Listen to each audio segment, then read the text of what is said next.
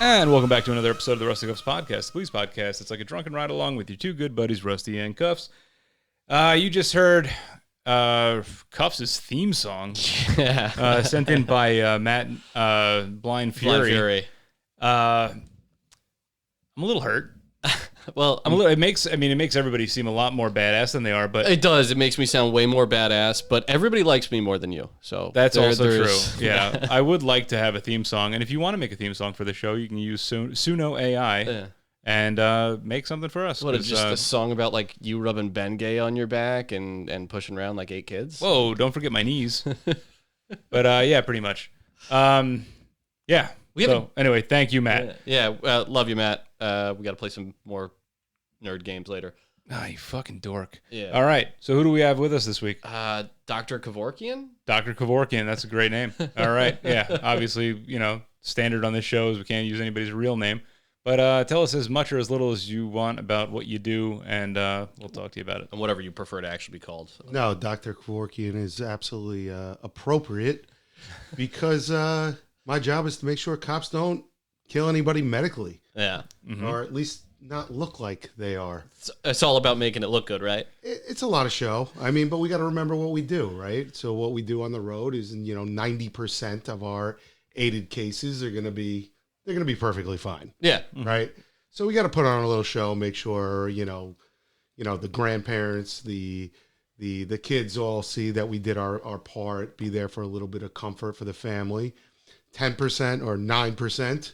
We're there. Maybe we'll do a little intervention, maybe make them a little bit more comfortable. It's only on 1% of our aided cases that we're actually really, really have to do something. Mm-hmm. So, I mean, when you're in a larger department like, ours, you get them. You get them once a week. It's not every day. No. But it's enough that, we're lucky enough that we have some well-trained people out there, and that show is an ongoing show. So I would say as far as police departments go, you're probably in the top, let's say, I don't know, in the top 10% of police departments nationwide as far as what you do. Yeah, absolutely. Yeah, for sure. Absolutely. Can you explain somewhat of what you do? So at the agency that I'm with, we highly train our law enforcement officers. I'm an instructor at one of these agencies at the academy, and we certify our officers in everything from emergency medical training all the way through TECC training, a lot of wound care, but we train them up to a state certification level of emergency medical technician. And then we certify another couple dozen paramedics as well. Mm-hmm. Mm-hmm. And then you also have flight medics, correct? We do, but they're held by usually traditionally another agency, but our agency is responsible for overall their well-being, yeah. So I guess if I was going to ask you one question, it's always going to end up like, what can we do better? But I think knowing what our capabilities are, like realistically, because saying you're an EMT is right. about as basic as you can get. It's like Band-Aids and fucking Well, what we can do better in every aspect of law enforcement is mental health, right? Mm-hmm. So that's what we're dealing with out there. The crisis that we're dealing with is a mental health crisis. So you could teach us how to do like field expedient lobotomies on some of these people? Well, what we're going to do is we're going to strap the defibrillator up to their heads, and that can act as I believe back in electroshock therapy. That was called ECT. Yeah, I think so. Right? I think that was what it's called. Right? I've been looking for one of those rubber mouth guards in the back of my truck. That's a ball gag. Well, yes, yeah, but that's for me. I found that all those plastic caps from the road flares, if you jam enough of them in there, they won't bite their tongue. That's true. Also, that is absolutely true. What we're dealing with mostly up here is always, dealing with the opiate crisis and dealing with Narcan. How to get them hopefully into rehab. And everybody knows that Narcan works on diabetics, so. Yes, because everybody was. Everybody that I've ever seen with diabetes gets a double dose of Narcan. Yes. Yep. Absolutely. Saving a lot of lives out here. You have to. One life at a time. We're drinking McCurdy martinis from the great Tim McCurdy of the Cocktail College podcast. The last episode of Cocktail College came out this week, and he was interviewed by the, I guess, one of the owners of VinePair or the CEO or some important guy over there, and he did his martini spec. We're at the bottom of those martinis now. It's really fucking good, and I've been on a martini kick recently. I don't know if I talked about it on the show, but I watched through like all of the Daniel Craig fucking Yep, that was bonds. last week, because we did, or 2 weeks ago, we did martinis because we were playing with thermals. Oh yeah, we'll talk about that in a little bit. But anyway, all right, so back to medical. Medical, the fun part, right? Why don't we put medical and legal together? That sounds like fun. Yeah. I mean, they do go hand Talk about in hand, abandonment. I guess. Yeah. My dad went out for a gallon of milk. Oh boy. I guess in that situation, I'd be like, "Cool, kid, keep waiting. He'll show up," and then I just write a field report and leave, just unfounded. Yeah, it's always good to unfound calls. They like that. We're not here to solve crimes. Negative crime or anything. No paper. All right, so I guess as a basic level EMT, I mean our level of care is fairly basic, but it's really just about keeping them comfortable and safe for the handoff, right, to a higher level of medical. Yeah, but I mean, when it comes to the grand scheme of things in the law enforcement community, our training that we provide is far superior comparably to most agencies that are out there. I mean, I'm not trying to say that we're the greatest thing in the world, but when you think about it, most agencies across the nation require less than 40 hours of medical training. We're doing 175 hours of medical training. I mean, and that includes rotational, patient contacts in ambulances and mental health facilities.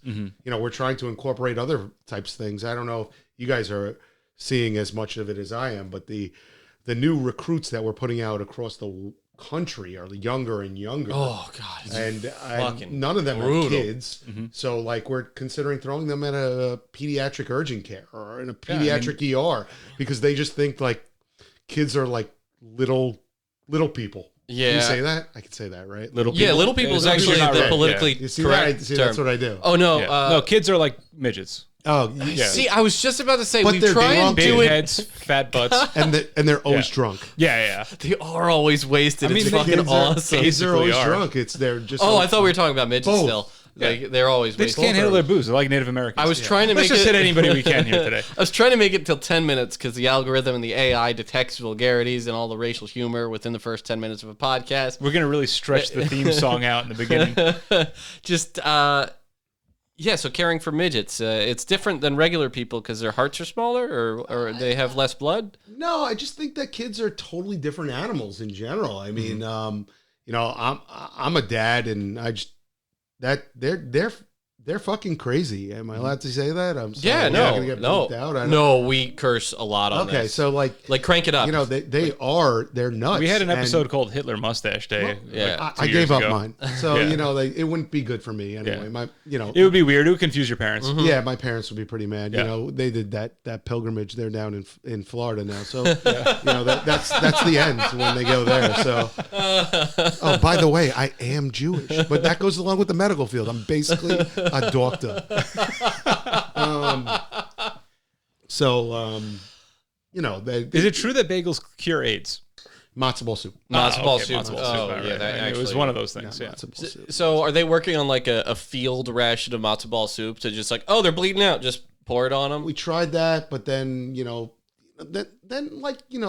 wives get involved, and then they're like, it's not matzo ball soup, it's breast milk. You can put that on anything, and I've heard that before. I don't know. His parents are walking around Miami with a pump sprayer of matzo ball soup, just trying to cure AIDS. And then my wife's like, oh, they're having a heart attack, crack their chest, and shoots breast milk in their chest, and they're like, oh, I fixed the heart attack. I have a freezer full of breast milk. I'm gonna live forever, guys. Yeah, you just rub it on your skin, and it's weird. So we were talking about it drunkenly last time. The Lucas is out of protocol in a lot places now. Any That's reason? what I hear. Yeah. So I haven't done much research on it, but there's the new CPR update, the AHA ECC protocol update, and I can't say I'm as well versed on as I'd like to be, but I believe that they're just not recommending it nor discouraging it. But I'd have to look further depth in it. Yeah. I mean, I've seen some of the people that show up after we're doing CPR to like take over for us, and it's like, can you even push down that far? Or like, they can. I mean, you're looking for adequate control, right? So consistency is huge. That's the one thing mechanically that we can never provide as humans. Consistency. We wear out, and it just makes sense. So you know what's better? Everything's like weighing pros and cons when we go to the doctor. You know, antibiotics, it may cause me to get a yeast infection, but if I don't take them, I'm going to be septic, right? So I'll deal with my yeast infection, you know? So how often do you get those? Once a week. Yeah. Okay. But I only get a I hear you have to pee after you get fucked. I just drink a lot of cranberry juice. Oh, there we go. You got to get ahead of it. Yeah, just keep peeing. So, you know, do you think more departments across the country are going to pick up on this, having the cross-training of police officers where they're also EMTs? Because No, you don't see it. Is it a cost thing? Is it them not seeing? It's a huge cost. I think in a lot of places, in the bigger agencies, you have a large paid system, right? Especially when it comes to EMS, which are usually there. And then in the smaller agencies, you have the volunteer system, and it depends on where you're at. It depends on how your area fits the bill and how they're going to respond to different cases. We're very lucky where we live. We've got a lot of great hospitals. We've got a lot of great volunteers and paid entities everywhere we go. So, I mean, it's not that, that huge, but it's not small in any way necessary. So there's definitely a in-between there. Also, you know what? When you think about it, I would tell any agency, go for it. If they're going to allow their people to go medically qualified to a certification level, can't say it's not bad for contractual negotiation. No, definitely not. Like that definitely does help when it comes to, I hate to say getting paid. When you're the, only paid, system out there, or 100% paid system out there, let's just say that. It definitely helps, but then you take the good with the bad, right? If you can't pass those tests, bye-bye. Yeah. There's definitely something to be said about having at least enough training to give a minimal amount of care and, like you said, put on a show, because that show is doing something, right? It's not just making the it's not just for the victim or you may not be like a guy that's coming off of an ambulance that does this shit every day, but you have the basics of what you need to do to kind of like, I don't know, keep the red shit in the body, right? To stand there holding your dick and going like, well, someone that knows what they're doing will be here shortly. And the average cop is holding themselves more composed. I'm not bashing the volunteer system whatsoever. Thank you so much for volunteering. But, the young volunteer hasn't seen the shit that, even 1 year, 5 years of volunteering, you're not seeing the shit that 1 year as a cop you're seeing out on the road. I'm not saying on the academy side, but you're 1 year on the road. You're going across, towns. Unless you're in an agency that is a county-wide agency, which is few and far between. I mean, luckily in some places they're there, but most agencies, you're handling a town. So, but cops can go, countywide, citywide, statewide, federally. Yeah. So you're seeing a lot of shit if you really want to buff those jobs, and the veteran's not turning you around. Go work up that cardiac arrest. I try and encourage the young new guys. It's like, hey, you're floating out there, and it's a call not far from you. Just go and see it. Go and 100%. Get your hands dirty. And they are gun shy, and I get that they're brand new a lot of times and never seen anything like this before. But because translating that into normal people speak is, why don't you go and watch this person die? Yeah. It's like, it sucks. And nobody wants to do it, but like, it's gonna happen at some point, and that might happen when you're in charge. Yeah, and so I'd much rather it be the it's old controlled, guy, the old guy that's 98 years old that's found in the toilet, with half a turd sticking out of his ass, than sadly being real, and it's the kid. You know what I mean? And so like we can't stop any type of death, but we're gonna be there for all of it. Yep. Right. Yeah. So I would rather our young see it and work their way down than that. My biggest fear is the young new recruit, PPO, whatever you want to call them, is showing up in their first aided case as a pediatric death. It's the worst thing in the world. Yeah, it's the worst thing in the world. It's the worst thing in the world. Worst thing in the world. We kind of got away from it because we were talking about peds earlier. In your block of instruction through our academy, admittedly, I was probably asleep for about 85% of it. Thank you. All right, but I also had like in my block, only my block. Not so. your no. Actually, but you said in my block. I'm sorry. I should 85% of my block. Sorry, I shouldn't have said that. Everybody else was great. Thank you. In 85% of all of the blocks, I was probably asleep or reading something that had nothing to do with what we were doing. But your block particularly was pediatrics. I did do pediatrics when you went through. Yes. And I knew that I had a kid coming. My first was going to be born not too long after I got out of there. So it might have been the only block of instruction that I actually paid attention to, because it was like, well, this shit actually pertains to me. I think that peds for us, because that's, there's like certain things on this job that you consider like the Super Bowl of policing, right? It's like active shooter, right? Sure. Active shooter in a school is the Super Bowl of policing.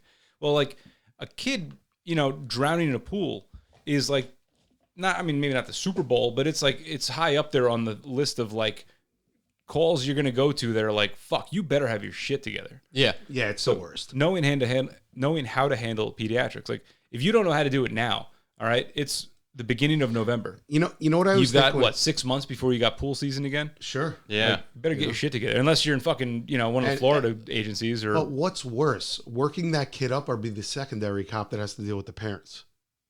Oh, it's way worse. It's like, there's so many horrible aspects to those cases. I've been on both ends of that for pediatrics, and I think you can. I'd rather be the third guy shows up and there's just like starts. The third guy that just directs traffic starts doing the scene and just you poke your head in the backyard. You're like, all right, that kid's blue. Those parents are crying. I'm going to direct the ambulance. Yeah. Oh God, those are that's a tough thing, and I gotta say, like, the only way you can prepare for that is actually doing hours in a rotation with an ambulance, or like getting around those dead bodies, or doing notifications of death. Like, it's tough, and you have to stick with those parents and get them to the hospital, and then stand there and wait, and you're gonna know before they do. Chances are, and then you have to hope that somebody else will fucking go and make the notification. Yeah. Hate that. It is. These are the we're there. Police and EMS, I would even say, we're there for the worst days and the best days all at the same time. Yeah, but nobody's ever happy to see us. That's not true. Like a quarter of the time. I mean, my kids love it. Yeah. They're like, oh, look, daddy's friends. You know my daddy? It could be any state in the entire world. Well, you're a state. You're in the unique position where they probably do know you. Country? Yeah, any country in the world. Yeah. My kid can't even talk, so they probably don't know that. But my goal is to never let my kid figure out that I'm actually a cop. I'm gonna try. You might actually be able to get away with that. I might be able to. You're close enough to retirement, and your kid is young enough. Yeah. Where I got another kid coming in 2 days. I might be able to try that. Oh, by the way, happy early Marine Corps birthday. Oh, thank you. Yeah. Yeah. That's in a couple hours, which means you are going to be blacked out drunk in about 3 hours. And you're going to stay that way for a solid 48 hours. No, I can only do 24 hours. And I already drank last night for the Marine Corps birthday. I should have made crayon martinis tonight. I already celebrated a little bit early, and I also was my birthday this week. So it's been a little booze fueled. Like, my wife was away, so I was like, I put the kid to bed, and then I just start drinking, and I was dreading this, and this is making me feel better. Let me just. It's good. You gotta have a vice. This is how the show goes. We're gonna bounce back and forth between random shit and some of serious shit. Yeah. I think because you're in a unique position where you see all of the stats from all of our medical calls, you know what we go to, you know what we fuck up on, you know what we're good at. What are like I feel like half a dozen is too many calls. What's the top 4 calls that you see law enforcement go to where we can actually make a difference? Bleeding. Yeah, I was gonna. I knew that was bleeding. Gonna be first. There's Narcan and bleeding, but even though I say Narcan, if you just ventilate them, they'll live. Mm-hmm. Bleeding is number 1. Quick. If the family didn't see their loved one alive when they go out, we know 99% of the time they're fucking dead. Yeah. And so cardiac arrests are hard. Bleeding. It's bleeding. Yeah. It's bleeding, car accidents. It's recognizing what's gushing and getting that tourniquet on them. Yeah. And not hesitating. Yeah. If you think a tourniquet needs to be on them, throw a tourniquet on them. We're not living in this area where we're 2 hours away from a hospital and, oh my God, they're going to lose a limb. They're not losing a limb. Yeah. They're not losing a limb unless it's off. All right. And if they do, they're still alive. Yeah. The military model works. Hell yeah, it does. So, you tourniquet everything besides the neck. Sometimes it does control bleeding. If you tourniquet the neck, it also makes bleeding stop. It also makes you come so much harder. It does. So yeah, control the bleeding. I had an officer of mine, I don't know, a couple of weeks ago, that military guy, Coast Guard. Don't hold it against him. He's got enough dicks being held against him. But we had a stabbing. And he not only tourniqueted the guy, but then he had his own chest seals that he would have used for himself, and he ended up chest sealing the guy because he got stabbed twice in the in the bread box. Yep. I carry an IFAC. From my Marine Corps days, I got a new one. It's probably due. I rotate it out every 4 years because the stuff expires. But it's like $150. But you're gonna be the superstar if you fucking have the right shit in there. Well, that's all. That's what needs to be there. And I believe we're lucky enough to be in one of those agencies that they're really going towards equipment. It seems like they've been listening more to the boots on the ground lately than they ever have before. Yeah, and it's really amazing me. Well, that comes with having people in high places. Yeah. We have the people that are in right places. They're seeing the end result. We have a whole, police surgeon team from top to bottom. And,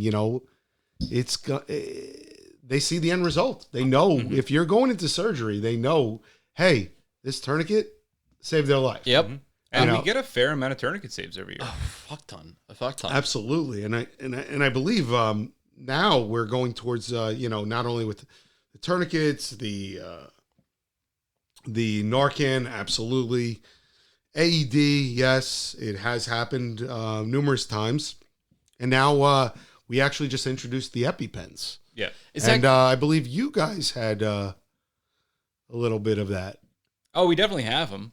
We're not good at keeping them fresh. Do you want to speak to that? Because I'm hearing them go out on the radio, any unit with an EpiPen. I'm like, well, Dr. Kevorkian is the one who explained why it's not maybe the best for us, because we're horrible and we keep our equipment like shit. Yeah, but we're doing better. The initial launch was not great. It was a hard launch, but we did get a save.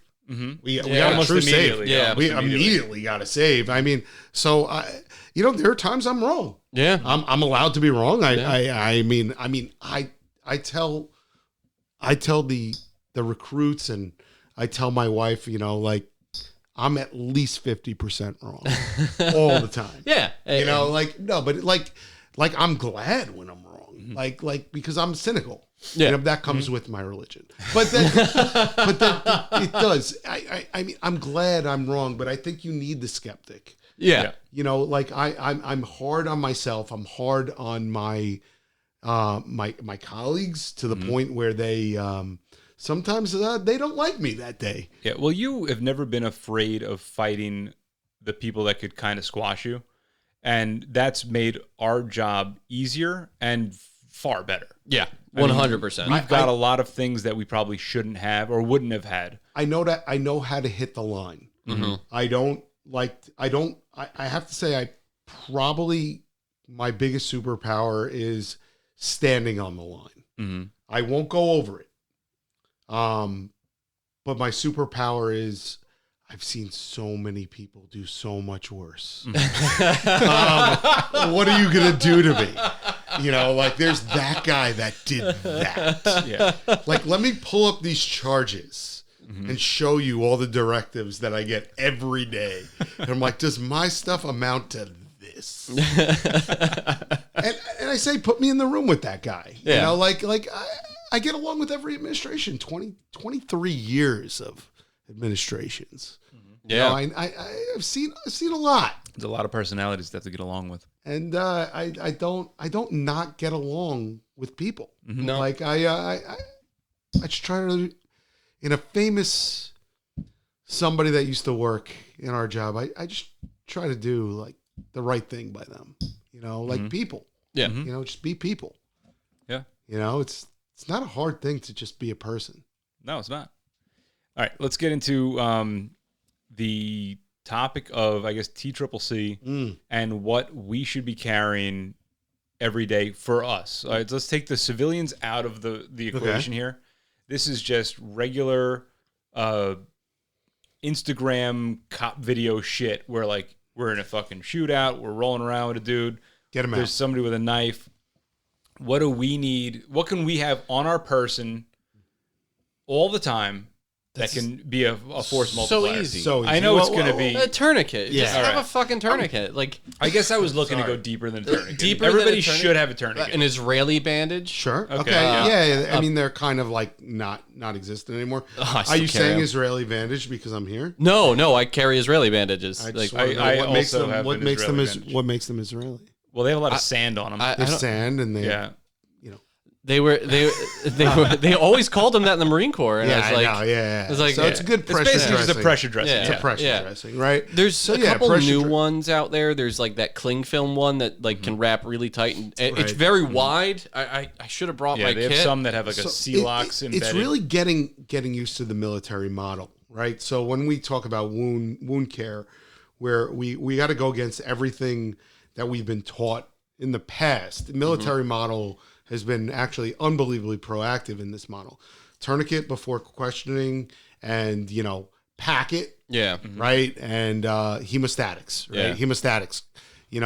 We could talk about different quick clot, Yeah. cell locks. I was there when they issued the right. fucking the powdered Neither quick are clot. sponsors, but if they want to be. I was there when they issued the powdered click clot, and they're like, "This Oh. is gonna fuck them up, but it'll stop it." I I'm think like, that's what they put in my nose when I had to get it cauterized when I was like 13. oh my god. That was right after my bar mitzvah. I was bled on the Torah. That's so young to have a cocaine problem. I know, but skiing is so good in June.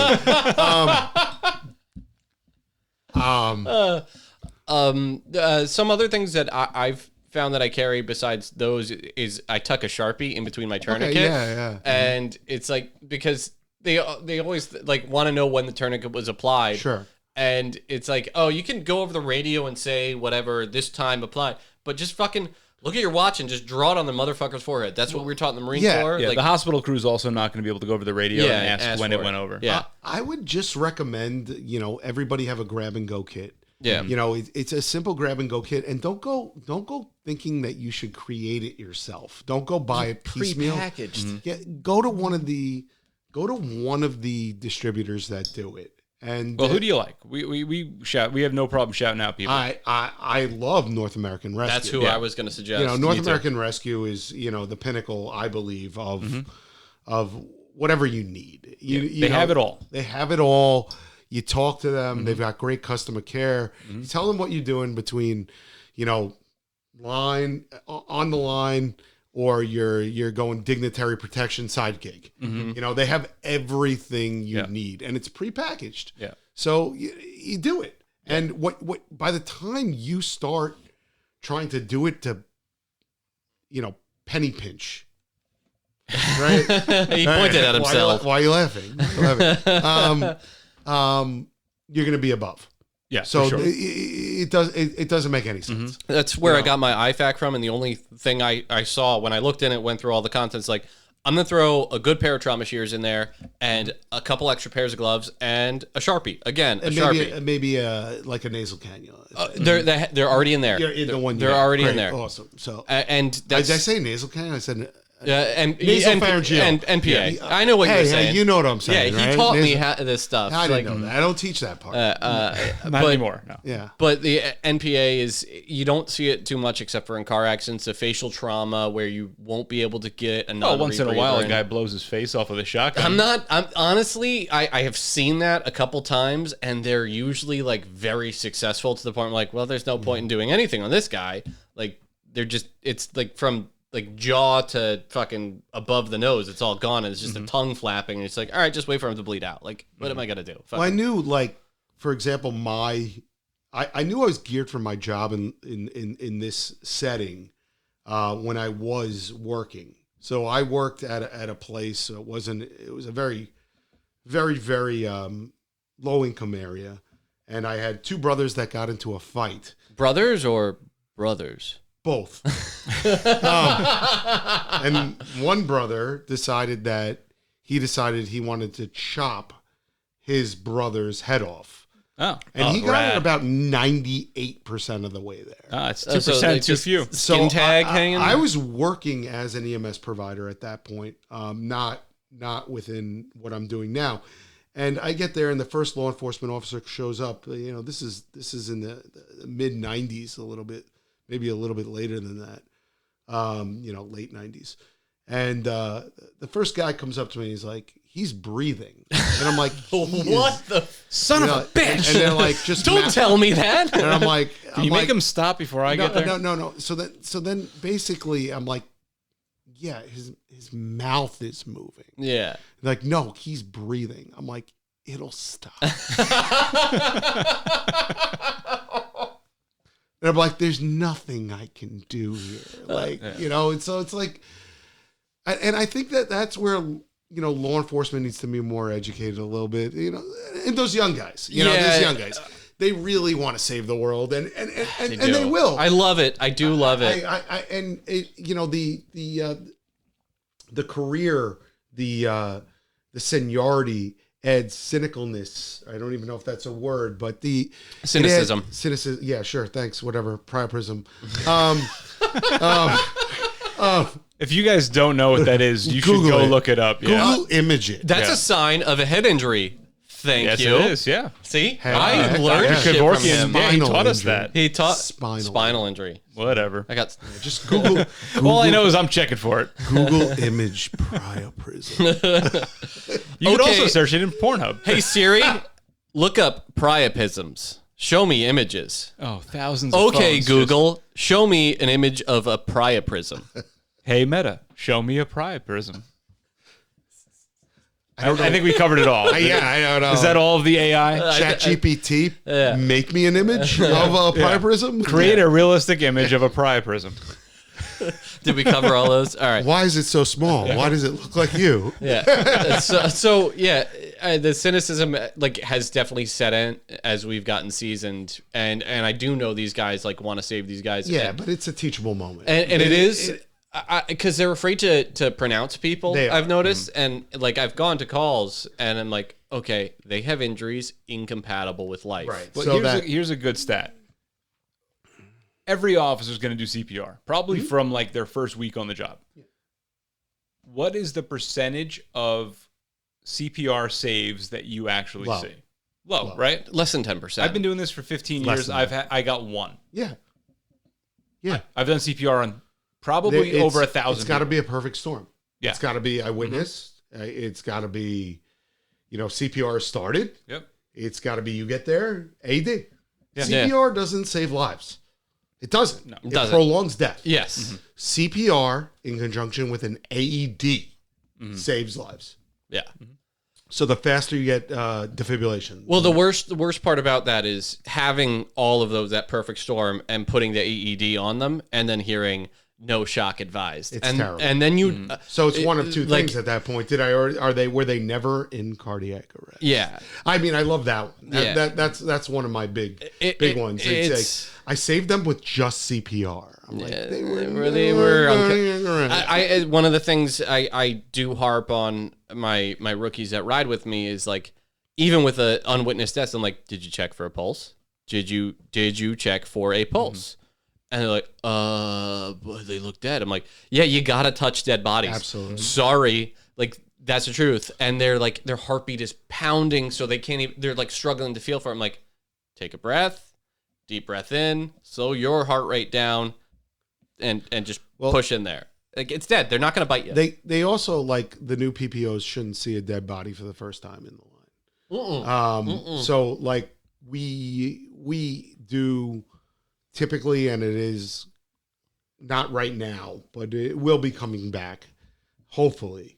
All of our new recruits will have to do a tour at the medical examiner's office. That's right. Yeah, we didn't do that. We If did you're it into big titty goth chicks, I mean, that's the place to go. There is a girl that comes from there. Holy shit. She's like really hot, but really fucking crazy. Yeah. Like, oh my God. And if you guys are work getting with hired dead at like 21, 22, I mean, that's what you're looking for, is hot and crazy. that Wears off eventually. Yeah, don't know, there's did the scale. I Yeah. watched it on TV. Did I ever On the YouTube. did I ever talk about the time I responded to a funeral home for the one of the embalmers like having a mental breakdown, and she tore like a chunk of her own hair out because she was stimming real hard and autistic. She's still hot. She was like stupid hot. Yeah. Like crazy hot, and I had to take her to the psych ward, and I'm like, this girl is fucking hot. Hey, And like when you get out, bring those grippy socks over to my place. It wasn't the stress of like dead people. She was just tired of dealing with a living. I was like, oh, word. You're that crazy hot. I was in a tunnel, like a real tunnel. Like K-tunnel? No, like in the work area. Oh. And we were trying to go to a psych facility from a hospital, and we had to take a tunnel to get there. And this pretty decent-looking human being, she was pretty good-looking, but she consistently shit in her hand and showed me her poop. Did it? She was like, "That's for you," and I'm like, "No." Dr. Kevorkian, did it wake something in you? It's like, No, it was like everything that I thought this could have gone. Like it was the beginning of a beautiful scenario, and then it was like I remember going to the hospital. I'm like, "What's wrong with her? She seems so leveled." They're like, "You'll see," and I'm like, "All right." And we get like midway through the tunnel, and it was like, "I have this for you." Oh. and she's just trying to hand you poop. I can see it now. It's New York in the winter, Christmas time. You both are shopping. You reach for the same pair of gloves, and her side has shit in it. And then you go to Serendipity and you have frozen hot chocolates. It would have been wonderful. The smell was the best. Speaking of the human side of responding to these, like, and the deaths and all that, this is one of the surrealist moments of my career. Unwitnessed death. Grandma in her late 80s gets up from her medical bed that's in the living room and tries to make it to the bathroom. She falls. No. She makes it. She has Head a massive bowel movement and just drops dead. Yeah, I mean that's a natural reaction. Yeah. I mean, we tell all of our students that, you know, like, death isn't pretty. You want to watch a movie, go watch a movie. You know, it's not how it is. Yeah, no. Right? Wait, I'm gonna cross my arms across my chest. I love you. Done. I love you. What's on your bucket list? We did it all. Yeah. Right. Yeah. Great. My grandma died of a heroin overdose. So, death isn't pretty. No, it's not. It's, you know, we all go out, you know, unconscious, usually in a bathroom, half a turd sticking out of our ass. So she passed away in the living room. Shit and a walker there. I'm going to go out in Thailand getting fucked to death by ladyboys. Hell yeah. Well, they look so nice. Yeah. Dude, you never. They're really the only ones trying. I've been watching these videos. I'm kidding about the ladyboy thing. Oh, I really? actually have no I was attraction totally to them. serious. It just seemed like the most fucked up way one could go in later in life. No, there's tons of fucking expats that move over there with their pensions and just bang. There's just regular. There's regular Thai hookers. No, they don't have vaginas. they don't have girls there. No, they do. I heard that they didn't. I thought it was have a whole any... male population. There's it's all. That's male. why they made ladyboys. But, There was just dudes. Right, and they It's like can get Afghanistan. pregnant. Did you know that they can get pregnant? Well, butt babies are a thing. You can make a pussy. They grow on the top of the back. Yeah. That's where they should. That's what the surrealist thing is, like, I guess this was. I mean, you're a medical professional. I'm going to believe anything you tell me. Yeah. And You're a Jewish. doctor. Yeah. You're a Jewish doctor. Your parents are probably so proud. Yes. But I can't tell you how many conversations I had with my mom regarding butt babies. does she believe you? Yes. I was. She told me I was. She a told butt all her friends. and that scorned me in so many different ways. I've been in therapy for so many years because my mom told me I was a butt baby. You were supposed to be a butt baby, but your father has horrible aim. I was thinking about this earlier today. What really, if somebody asked me what this podcast was, I realized what it is. It's Cumtown, but with cops instead of actual comedians. Basically. It is that vulgar. It is that insane.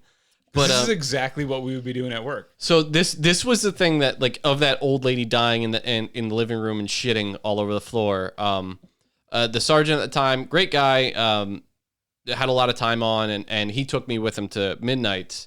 He's like, hey, the medical examiner is going to come, or the funeral home's going to come. The medical examiner is going to come? Why? The funeral. So high. Yeah, the funeral home, like, workers are going to show up, and they might ask you for help putting the body in. And if you help them, they're probably going to try and give you cash. Just take it. It's not a bribe. You're helping them move a dead body. I'm like, oh fuck, is this weird? Is this sweet? Like, I guess I'll do that. They didn't give me fucking money, but you asked. But no, I didn't. I coughed. And Where's was my like, money? I coughed and put out my hand. No, I didn't. But the thing that I did that was, like, really fucking mad weird, but I was like, I knew this family didn't want to see this. I cleaned up dead grandma's shit off the floor. Well, you went above. You know and beyond. what? Good for you. No, I didn't go above and beyond. And I was thinking about this. Like, I don't give a shit about this lady. I don't give a shit about this family. But they give a shit. Like, they don't want to see dead grandma's shit after they pick up the dead body. And how many times are we like, oh, it's a gross crime scene. We take pictures and fucking leave. Like, if there's no fucking investigation afterwards, just go the extra. It's just fucking poop. It's a dead person. You're dead inside already. You might as well help these people out. Just clean up the poop. I have been saying that for years. Like, it is a disgrace how many agencies just leave what they've done. Throwing the gloves all over. You go to the hospital and you're the loved one, and then you come back to the reminders. Relive the trauma. Pick up the shit. So Pick I up the would say trash. Leave somebody there. The cop stays with, hey, I'll drive you back to the firehouse. I'll drive you back to the EMS agency. Whatever you got to do. Let's work together. Let's clean this up. Let's make it good for the family. Yeah. I would say that for EMS, it's because they do see it a fair amount. It's We're just slobs. It's just being sloppy. Slobs. Or just not giving a shit because they do this all the time. But listen, there's the speed of getting that person to the hospital, and that's fine. But we know we've all shared that look with each other. We've all known when we're doing it for show, or we know where it's going, and we know it's not going to be when we know it's not going to be a scene. And I'm talking to the officers out there, not the EMTs, not the firefighters. I know you all listen, even though I'm mean to firefighters. When we know, cops, that it's not going to be a scene, clean it up. I know it's not your trash. Pick it up. Yeah. Just do it. I think that for especially young guys, it's just a matter of being uncomfortable in the situation with, like, the family there, and they're like, I need to get the fuck out of here as fast as I can because it's a matter of just self-preservation. It is. It's they want to get back to the safety of their car and, like, and write your report. The Rusty Cups podcast. Yeah. Just clean it up though. Like it just that 2 minutes of your time before you write the report where you clean it up, you'll feel better about doing it, and the family, they'll never thank you. Maybe they will, but they won't have to think about that stuff. And that's huge. It's part of medicine. It's part of medicine. Part of being a human, like you said, being a person and knowing how people are and being a good person. That's where we all need to be. It's bringing everything back to treating people like people. And you know what? People are pieces of shit. No, I fucking hate them. You can treat people like that are pieces of shit. I don't say don't treat them like pieces of shit. You could treat them like pieces of shit, but you could be a respectful piece of shit. Yeah. You know, but there's so many people that are in the worst day of their lives. Yeah, 100%. And it's terrible. If you're not ready to be, look, every day, the statistics are that like the normal person sees like 2 to 3 traumatic incidents before they die. And for law enforcement, I think it's like somewhere in like over the course of your career, not even your life. So over the course of 20 years, it's like 700 to 900 traumatic incidents. Give me more. Yeah, but I would Give even me say more. even way more than that, even within the agencies that we're talking. With our agency, which is We have a huge population. yeah, So and we're busy. population. We're Yeah. busy. If you look at the national average, it's 700 to 900 incidents.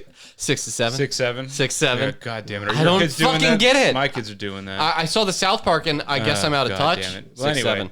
let's call it. So it's somewhere between 600 and 1,000. Let's say. Yeah. But that's the national average.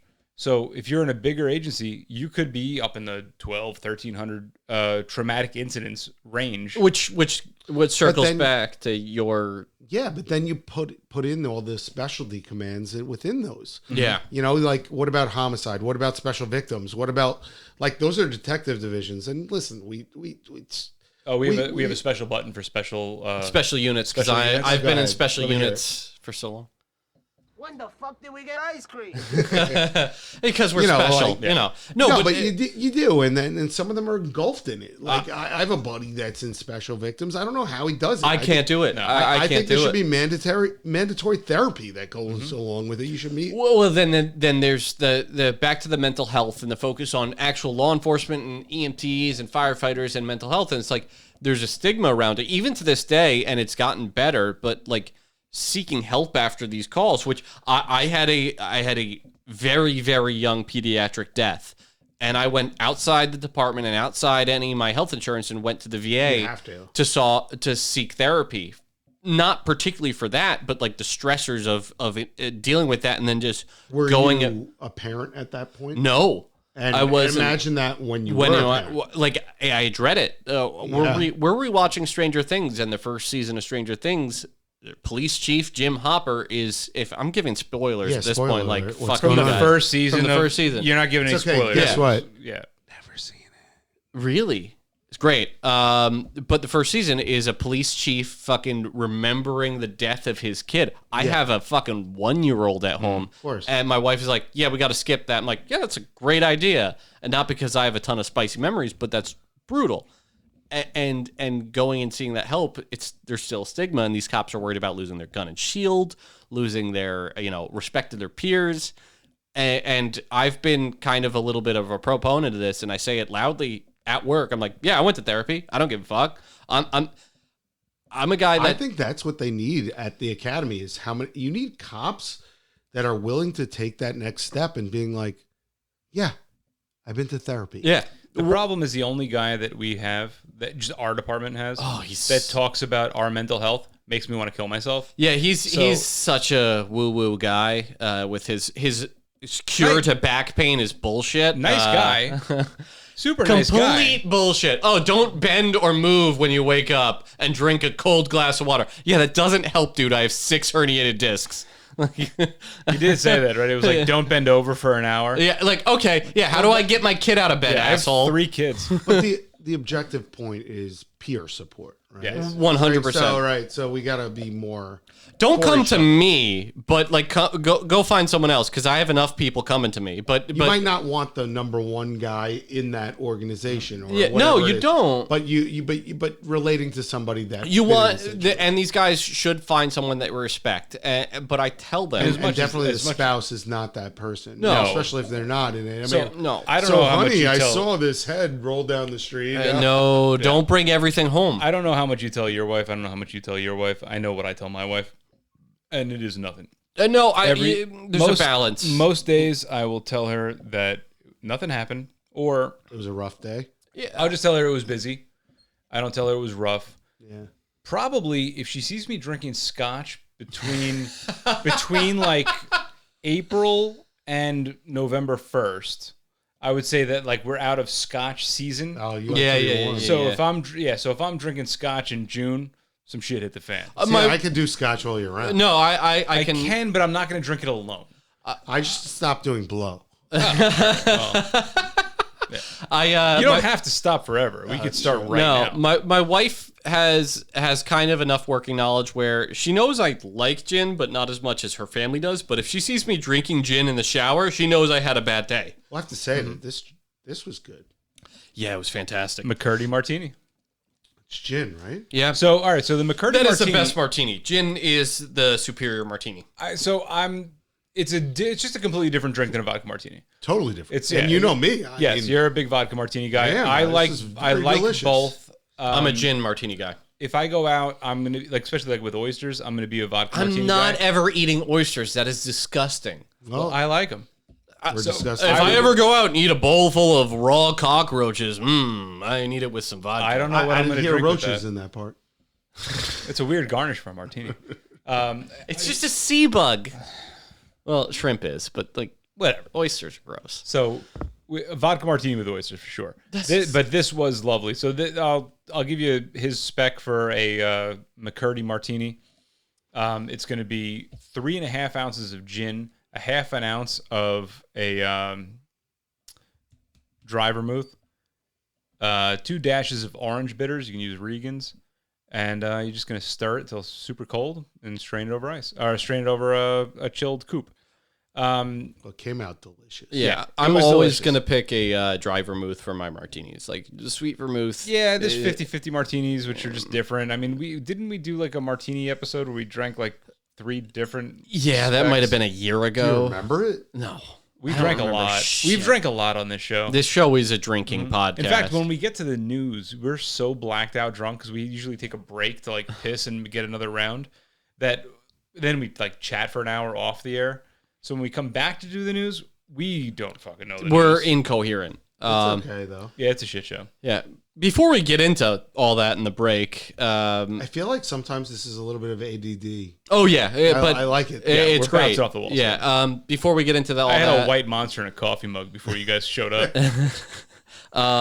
talk to Pat Watson. Yep. He's writing another book. All right, excellent. What's it about? It's about analyzing locks, from what I gathered, like to make sure that you haven't been compromised. It's more focused on investigations and people This is that like the forensic investigation of what locks have been tampered with. He's gonna do a little bit of traveling, and he's doing some rad shit right now. But keep an eye out. He's publishing another book. He's a good friend of the show. Rusty here is a bit of a lock fanatic. I'm more dynamic with my entries, but it's cool, and looking some lock picking shit and maybe pick it up. Yeah, we had a couple listeners reach out between last episode and this one, looking to get into it and asking about like stuff to pick up. And if you're interested, just send me a message on Instagram and I'll send you some links. There's definitely some stuff that I like, but I would definitely grab Pat Watson's first book, Tactical Lockpicking Volume 1, if you're interested in learning. It's going to get you, I don't know, probably 90% of the way with most of the locks and shit that you're going to find out in the field. So definitely something to pick up. May as well do our plugs now. Real quick, I'm going to talk. I played a bunch of Battlefield 6 with Cornfed, police memes. Yep. I got you Battlefield 6 today because you have a kid coming and your birthday's down the road a little bit, and you're going to need something to play. But I want to talk about Visiblue. Yep. Visiblue has police gear for concealed carry. He has the reversible reflective hats. He has the pennies or like the little bandolier thing, the stripy thing. Does he make that? He makes a glow belt thing. He does. I believe so. Yeah, he's got the arm sleeve at least. He definitely has the arm sleeves. I don't know if he's got that glow belt thing. That might be another dude. It might be another dude. But Visiblue is fucking rad. And then this episode, like all others, is brought to you by Dudes Gourmet for over 50 all-natural organic seasonings for everything from fish, steak, chicken, and veggies. Go to dudesgourmet.com. You can go to his Instagram and his YouTube page for fun and delicious recipes. Use the promo code CUFFS, that's capital CUFFS, at checkout, and you're going to get free shipping on all orders over $50. Also brought to you by Stoker's Musical Instruments at stokersmusicalinstruments.com. He buys, sells, repairs, and appraises musical instruments, primarily guitars, bass guitars, effects pedals. Check him out at his website, stokersmusicalinstruments.com. That's STOKKERS.com. I'm sorry, STOKKERS musicalinstruments.com. He's also on Reverb, YouTube, Shopify, or something like that, eBay. But it's coming up towards Christmas. You want to buy your kid, your wife, your husband, your wife's boyfriend a bass guitar or drum set. Like, check out what he has. He has a lot to offer. His T-shirts are really, really nice. And if you shoot him an email, mention that you heard about him from our podcast. He will throw in some stickers and some cool bonus shit. He loves hearing that we're putting his name out all the time. And, again, we started the show for you guys, and we've been talking about some kind of fucked up shit so far. You can always reach out to us. You can reach Cuffs at his personal phone number. It's my personal phone number. It's just you guys and his wife that have it. It's 1-469-420-0268. That's 1-469-420-0268. Say it wrong every time. It's 469-420-0268. What does 420 mean? I don't know. I don't know. I have no idea. Some old hippie thing. I don't know. You can email me at the Rusty Cuffs I'm sorry, not the Rusty Cuffs Podcast at gmail.com. That's Rusty Cuffs Podcast at gmail.com. Or you can hit me up on the Instagram page, and you can always hit Cuffs up at cuffs_of_cuffs. No, cuffs _of_. I don't know. He's tagged in a bunch of our bullshit. You'll find him. You'll find me. All right. Why don't we take a break? We'll make another round of drinks. We'll talk about our cop weeks. We'll get into the news. And then we have to get into this Athlon thermal scope. All right. And we're back after a bourbon and a beer. And we were talking about gangs for a minute. We did. We talked about the Crips. Again, it was all stuff that was too specific to our actual job that we can't put out in the air. But it was all good for you guys to listen to. But Crips and Bloods are always going to be everywhere. Like, sorry. We Crips and Bloods and all the other light brown gangs. Yeah. Anyway. And, Not many Jewish gangs. There's got to be. I would say that Jews in general are just a gang. We are a gang. Yeah. You might be the biggest gang.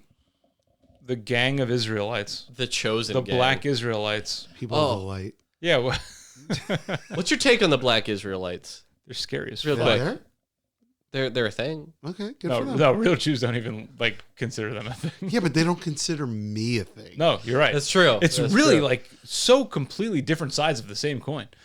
I mean, I remember the first time I went. They both go to tip. They're like, the sheet got dirty. Hold on, hold on. We spoke over it. That coin's a penny. I don't want to let that one go. Before we get to your prior prism, I think we were talking about prior prism. Yeah, no, it's so many prior prisms. Yeah, boner pills. Back to doctor stuff. All right, so before we get into your cop week, which is gonna drone on because you're gonna be like, oh, we got to search for it, and then we got a fucking crack pebble, and then we did this thing, and then we fucking had to find a sex toy, and then no sex toys. No sex toys. All right, well that's usually how it goes. It's like crack leads to dildo in the ass. It does. But I took my kids to a park. We had the kids had a day off from school. Yeah.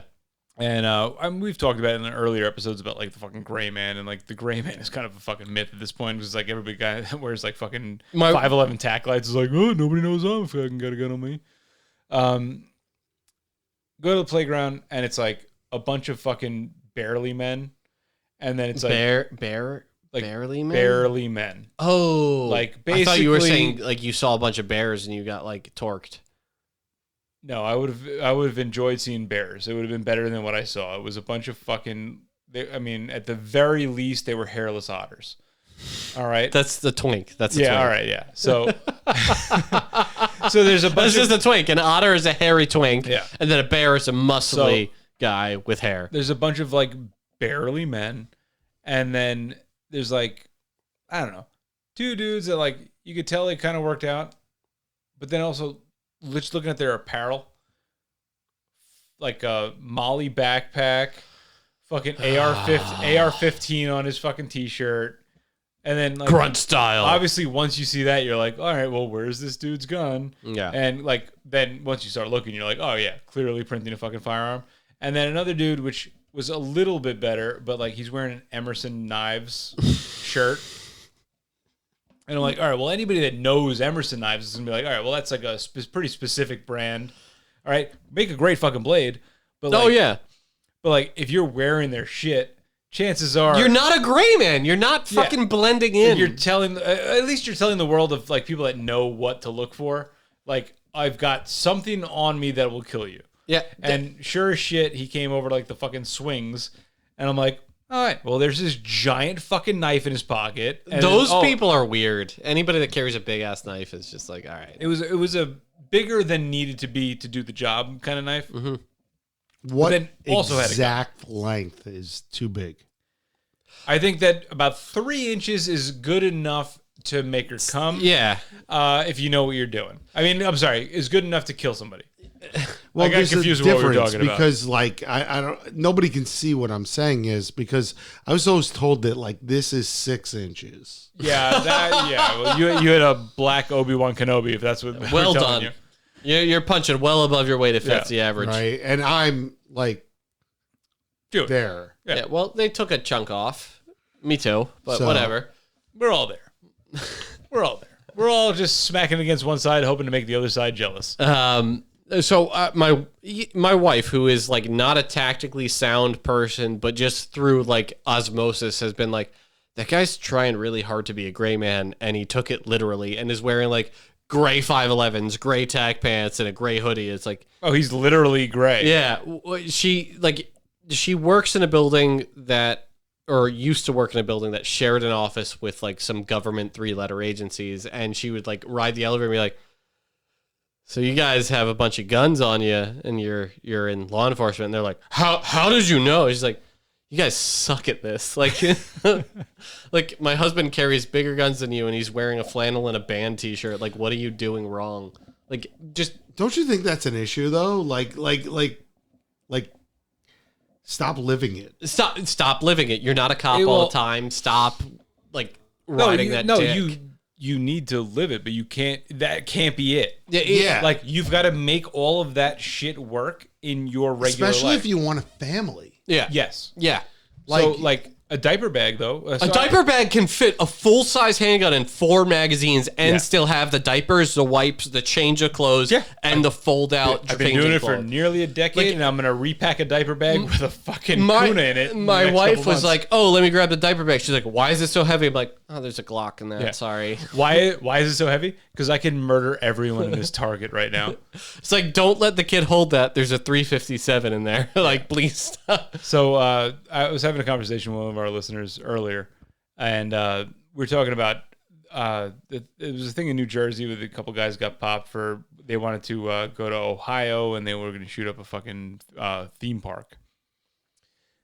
That's not good. No, that sounds like something. No, I think we could all agree that is a bad thing.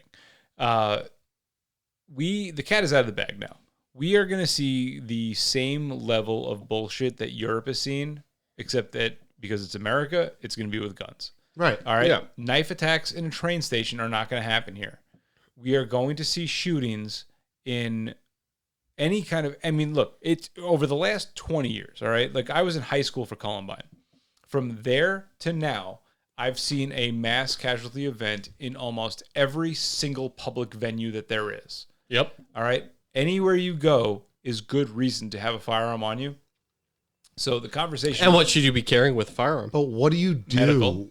But what do you do when the venue doesn't even allow law enforcement to carry?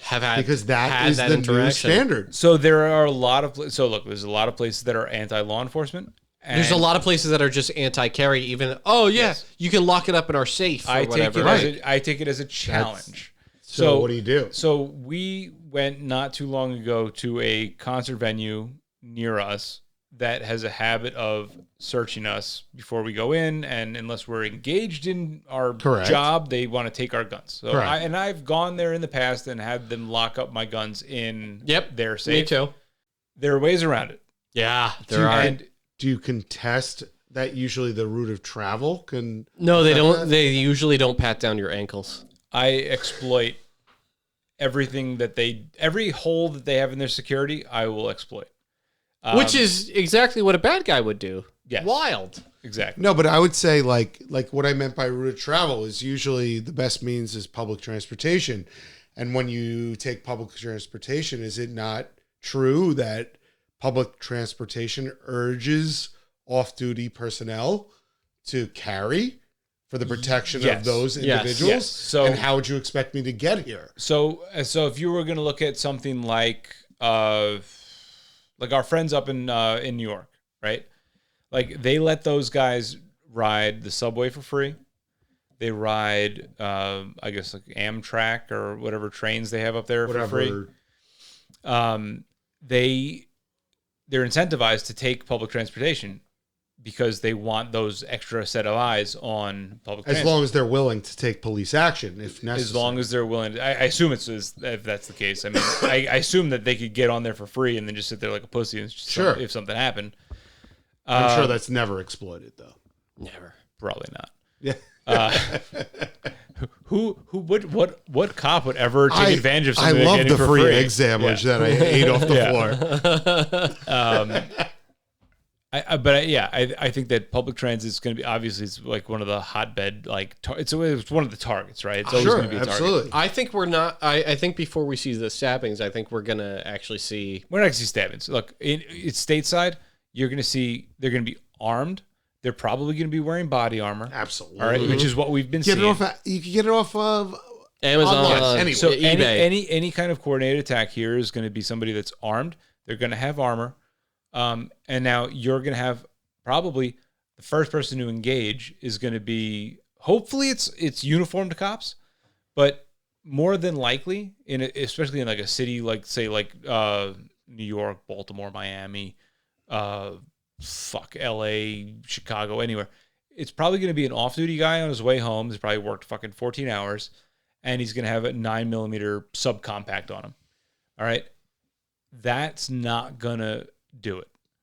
Now, I'm not saying that a guy with armor and a rifle you can't be effective against with a 9mm, but you better get effective rounds on target to the point where like he can no longer function, and then you just work your way up to a headshot. So now, if you're working with a 10 we round, don't train to do that fire and maneuver. You're not coming in there. Yeah. As a Joe civilian with a rifle. No, most of the cases not. And then we've talked about it a million times on the show. Is that guess what? Your truck gun is in your fucking truck, right? All right, Which it could be a mile away. It could be half a mile. It doesn't matter if it's right outside. Yeah. Is that if the first fucking cop that shows up that sees you running into a building in plain clothes with a fucking rifle is going to shoot you. And that's where Visiblue comes in. Visiblue. Great friend of the show. Yeah, great friend of the show. Yeah, Visiblue. But, I mean, you're not always going to be... And you know what? Hold on. And I just want to talk about this with Visiblue in particular. Though, like, Visiblue's shit is great. All right? But that is something that should be a department buy. Yeah. All right? The entire department should purchase that shit so that everybody knows what it looks like. Yep. Because if you're just some random fucking cop and you show up and a guy's wearing a fucking bright yellow police beanie, like that doesn't mean anything to you. No, it doesn't. All right, it says police, great. Hopefully you take a second to like be like, oh fuck, that might be a cop. Maybe you don't pull the trigger and you actually look at it for a second. But that's the frustrating thing. Is, that gets out there. Yeah. It's like you're well, Visiblue only allows sorta, they're like super strict about the verification. They won't sell unless it's everybody that is going to be equipped with this is sworn law enforcement. Visiblue requires police ID before they will sell you anything. And they actually just posted on their Instagram that they had a purchaser that wanted to spend $20,000. It was a $20,000 buy, but they couldn't guarantee that everybody that was going to buy from them was law enforcement. They would not sell them.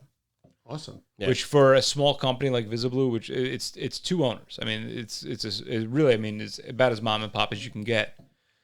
Absolutely incredible products, but they weren't going to take a $20,000 payday because they couldn't guarantee that their products were going to be in the hands of only law enforcement. Yep. It's very important. Yeah. So I think we're going to see, besides the mass shootings or something like that, the thing that I see is the availability of explosive components are easy to make. You can make them from going to literally any garden store. I think we're going to see explosives in conjunction with firearms attacks. We've seen the car rammings already, the one in New Orleans and stuff like that. It's going to be the multi-pronged attack, which is really the part and parcel to these groups, attacks. There will be secondary explosives or secondary attacks. It'll be the car ramming and then a car bomb, or car ramming and then a mass shooting, those kinds of things. I mean, that's my training experience from the military, and but that's been there for such a long time. Yeah. We've been talking about this in I mean, ISIS. Every ICS is every incident response to terrorism bombing, every incident response to mass casualty incidents is secondary shooter, secondary device, secondary attack, secondary location. Tie up all the first responders in one spot. Get them in. Yeah. And then kill. Yeah. So it's something that as much as people have been upset with what ICE has been doing, they're getting people out that might have nefarious intents. And as much as the news is focusing on, they're gang members, or they were just minding their own business, they probably weren't. But in that group that's getting wrapped up or rolled up or arrested and deported, it's not just, south of the border stuff. It's from all over the world, and people being outraged that we're deporting people to African nations. It's because we can't verify their identification. We don't know exactly where they came from. And, intel reports and guys on the street from other agencies have been reporting. It's like, they're coming in from south of the border, but they didn't start in South America. Everybody assumes that's such a flaw with what we're seeing and what people believe is, they're coming in from Mexico. They are Mexican. They're not. They're not. They're Mexican. not Mexican. They're not Mexican. No, they're not. They're using Mexico as a means to get here. And some of them are coming in all the way from Brazil, Venezuela, Argentina. Some of them are coming in from the Middle East. They flew in from the Middle East or from Africa to South America, and then they made their way up because the borders are way more porous down there. We're going to see something. I mean, if, based on some of the people I talk to and some of the people that follow the show and are knowledgeable about it, they're doing great work, and they're locking these people up and rolling them up and getting them out before they foil plots. There was a couple notable terrorist attacks that were foiled recently. But then ISIS just posted something about November 4th was their biggest victory since 9/11, which they didn't really even have a hand in, it didn't exist in. Because is this the getting the guy in New York elected? Yeah. So I mean, that ain't great. Somebody got elected in New York. Somebody. Oh, you didn't see that? You didn't see that guy that should have just been a fucking talking point for the fucking far left?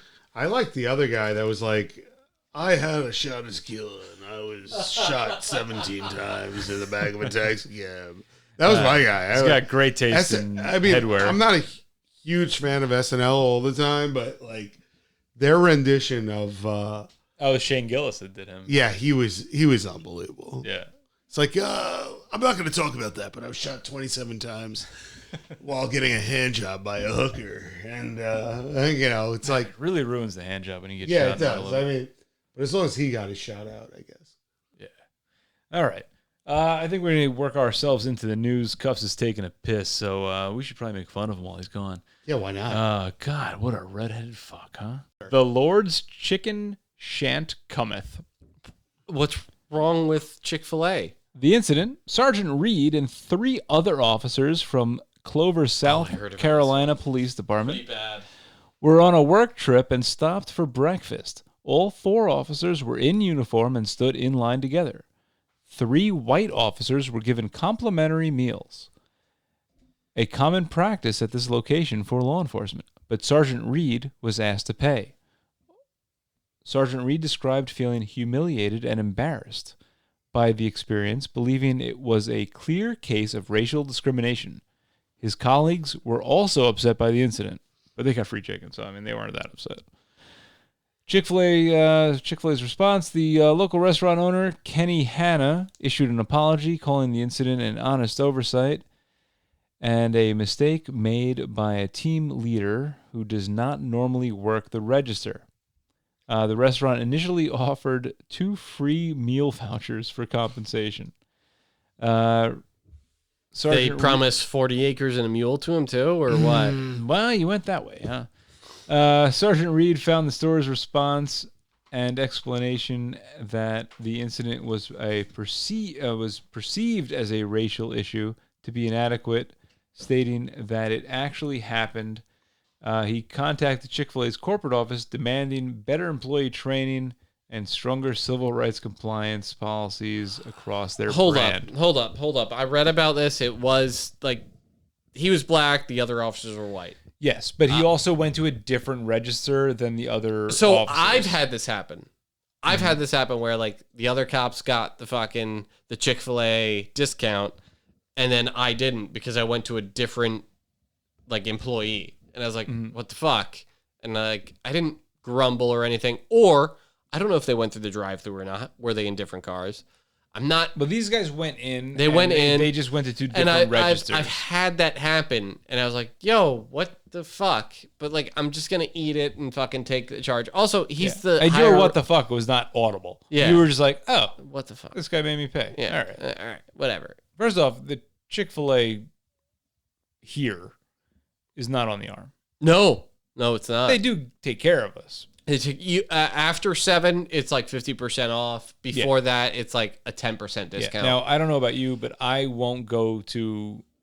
First off, I won't go to a place that gives it to me for free. No, I don't. I hate it. I do not do it. If they give me a little bit of a discount, I'll take it. But I make up for it in the tip. Yeah, I overboard on the tip. But if it's like a discount and it's like, oh yeah, here's your thing, officer, and they're like, oh, don't, and I'm trying to pay. I'm like, no. I'm like, please don't make a show of that. Like, I'm leaving the money on the fucking counter. Yeah, exactly. Or I'm stuffing it in the tip jar. Like, don't do that. And to then me. I'm never going back there. Don't humiliate me. There's a couple breakfast places that are a chain. Yeah. That never charge us, and I learned it once. And I was like, oh, I guess I'm just never going back. Don't get me wrong. If it's a corporate, like if you give me a McGriddle on the arm, like, oh yeah, I don't give a fuck about McDonald's. I'm not saying shit if I get a free McGriddle. Like, I won't. I'm not gonna make a big show of it. I can't even tip them, so I was like, all right, whatever. No, you can tip them. Make it rain on those bitches. And just throw money at them. Oh yeah. I usually tip the discount. Yeah, 100%. At least whatever you got. I try to tip the discount. I make up the difference in the discount. I hope the cashier or the people are getting it. Yeah, that's what I hope. I just hate when it's like they make a big show. Oh, so you know your money's no good here. I'm like, please. And it's like always the morning. I'm tired. Yeah. And there's a line of people behind you. They're all waiting. And they make a big show of him. Like, fuck, man. Like, don't do that to me. Like, I'm trying to pay for. But then meal. Like, what about your local person that knows you, and then like. Some of them know you and they give you the full discount, and now it's the one that doesn't know. Mm-hmm. Mm-hmm. And now you go up there and then they get the whisper. Mm-hmm. And now they try to come back and be like, hold on. No, I'm not taking your $5. I'm not taking my money back. No. Put it in the cup, dude. Please stop talking to me. I'm not taking my money back. Like, I'm not mad about it. No, not at all. Look, every free cup of coffee I've ever gotten from a 7-Eleven has cost me 3 times what a cup of coffee costs, because I'm going to go in there and buy something that I don't really want. You know, there's some agencies out there that I heard are actually allowed to take tips per se in compensation. It's written into their contract that they're allowed $15 worth of tips per day. And that's supposed to compensate so that if they're offered food, that they're not held liable for some type of like internal affairs aspect. I get like that. If I go to a call, can I like just do I have like a job You could phone? only take the tip. Do I have a job phone that I can show there? And they just like, tap your card right here. 20%? Was this worth 20%? So I attended a national highway and safety training for car seat installation. Okay. Wow. So I'm a car seat technician. As a father, you needed to go to training to learn how to do No, that? I just tricked the department into That's amazing. letting me do that, and I'm not renewing it. Is that how you get in there with all the single moms? Oh, hell yeah.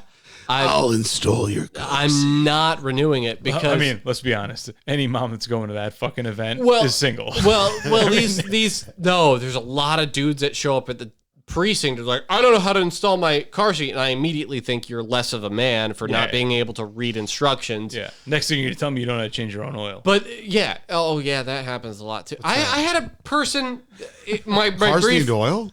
my brief cop week was middle of a pretty serious investigation. A woman pulls up to us like, I need a gas station that will put oil in my car. I'm like, they won't do that unless you like do an oil change. No, I just need this one. And she brought out like a pint of oil. It's like poured into my car. I'm like, it was canola oil. it's like, lady, I'm in the middle of an investigation. That's when you throw it in the windshield wiper it's fluid. like, I should have just poured it in the fucking You're like, yeah, it goes right there. I should have just been That's like, where whatever. it goes. But I just like fucking, all right, pop the hood, fucking showed her. But anyway, So you changed your oil? oh, I changed her oil. I've had these people, He changed his oil in her. and these cops will call me on my personal phone and be like, hey, can you come back to the precinct and like install this car seat? It's like, I'm in the middle of something, but you're one of the guys that's qualified. It's like, yeah, they need to schedule an appointment with me. Isn't that like a ridiculous training, though? Isn't it like a long It was a week and a half. Yeah, I heard that. To install car seats? Yeah, it's bullshit. They come with fucking instructions. Yeah, dude, yeah, I know. And I know. YouTube. Yeah. Well, there's YouTube, yeah. It's all there. I had to YouTube how to put all the fucking the infant inserts back into my fucking little carrier thing. Your car seat's probably expired. Dude, go fuck yourself. I'm not buying a goddamn new car seat, all right? There's rules. I'm like thousands of dollars into this world in car seats and strollers. I'm not buying any new I was shit. 7 years out before I had my third. Mm-hmm. And then I decided to do $2,200 in upgrades. Bro, I'm right there with you. It is Right? insane. Well, your first kid is only like, what, a year older than mine? Yeah.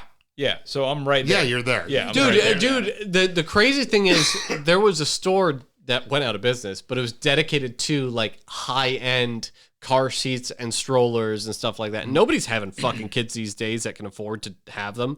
So Wait, what? Can you say that? nobody's having kids these days that can afford to have them.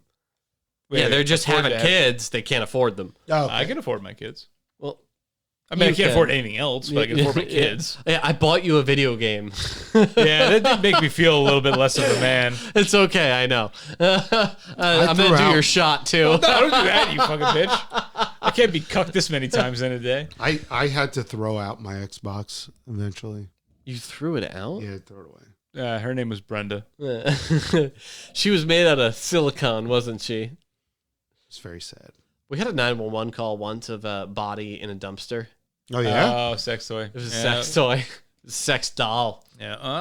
That happens sometimes. But anyway, back to the car seats. Like they'll like desperately want me to install. It's like my kid's coming tomorrow. I was like, you should have put this in already. Like you had all this time. You knew it was coming for 9 fucking months. You retard. Do you judge people on their car seats? 100%. Oh, when they buy the shitty one? Yeah. If you don't care if you about spend your- if you spend $80 on your car You seat, care more about not having a ticket than having a live baby. Don't a lot of agencies like even give away like decent ones. We do. Yeah. Decent ones. They're not great. Like We give like a mid-tier one away if you ask. I mean, it's a Graco. It's Yeah, but that's like the go-to, right? it's That's it's the upper brand of Walmart. It's safe. That's what it is. But then I see it's like we'll almost save your kid. yeah. But then I see like the safety first, and it's like if the name What's has the pinnacle? the Up a baby. Yeah. The ones that my kids are in. Yeah. Up a Baby is up Britax? there. Britax. Is that how you pronounce? Yeah. I thought it was Brit- Britax. Yeah. me too. Britax, whatever. I've heard it both ways. They call it Kiko, but it's Porsche. spelled Chico. It's thought it was CHICO I with won't an buy it extra because C. it sounds Mexican. I use a Chico. It's like middle ground, but it's super safe. But all of them are NHTSA rated. So there's crash safety. What is it rated. called? NHTSA? NHTSA? NHTSA, National Highway Safety. Oh, I know them. Oh. I heard them before. You've heard of that? Yeah, have you heard of this? They're have you heard of important. this? Yeah, sure. Yeah. I'm gonna get another beer, but We'll get wow, 3. this is What are they called in other countries? Oh.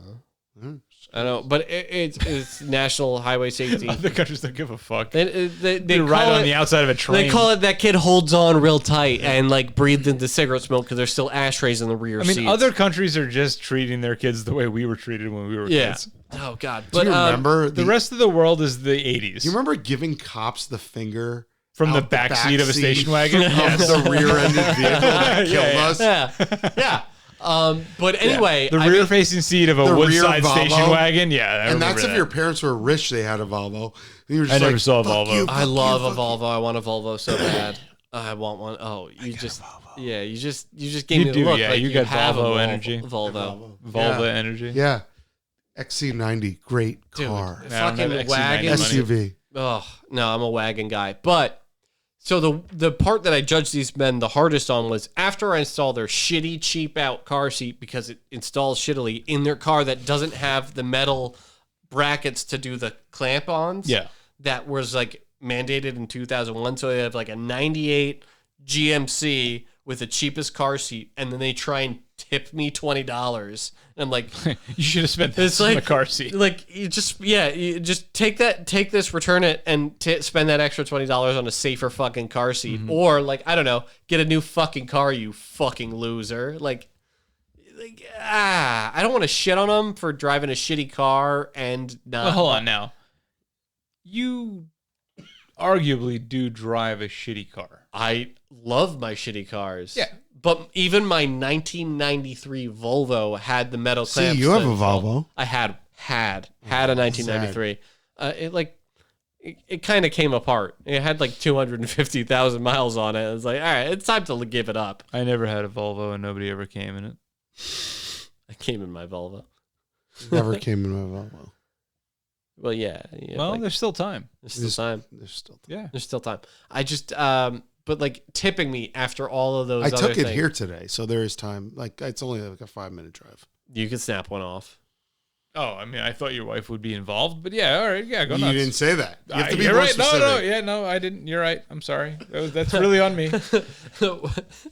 Your kid's doing how many? I thought days? maybe you'd have like a date night. Fuck me. All right, sorry.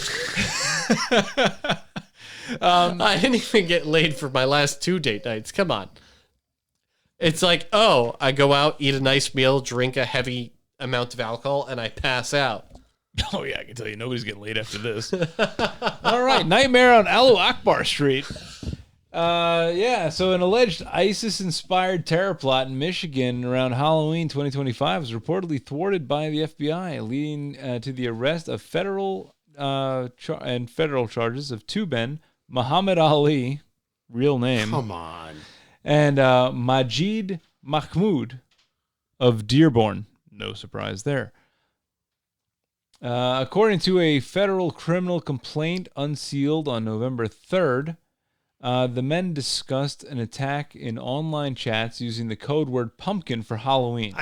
So who are the 2 men? And Muhammad Ali and Majid Mahmoud. And they were using computers? They were using computers. So did he like constantly tap like one letter? Like Muhammad Ali, didn't he like, it was a little shaky, right? Oh, see what I mean there? Man, Parkinson's and whatever Terrible, the fuck he had. horrible person. The wooden sword that says death. That was purchased by, sorry, now we're getting off topic from the news. That was purchased by my son at a Renaissance fair, and then he decided to paint it himself. So he put some blood on it, and he wrote death on it. This was your middle son, wasn't it? Yeah. Well, he knows my kids a little too well. Take 2. The suspects were allegedly inspired by Islamic State extremism and shared related content online. The men and a juvenile co-conspirator allegedly scouted potential targets, including LGBTQ+ bars in the nearby city of Ferndale. FBI searches of homes in Dearborn and a storage unit in Lancaster uncovered multiple firearms, including AR-15 style rifles, a shotgun, over 1,600 rounds of ammunition, tactical vests, and GoPro cameras. How many Michigan words did you just mispronounce in that news article?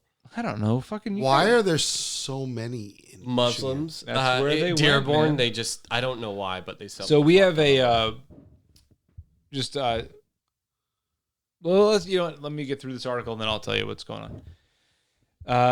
The group used encrypted platforms like WhatsApp to coordinate and discuss their plan with a person known for radical Islamic views.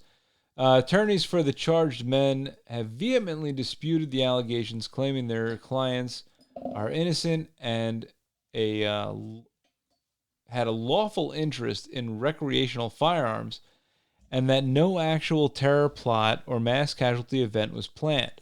They argue that statements by officials like the FBI Director Kash Patel were reckless, irresponsible, and wholly unsupported by evidence.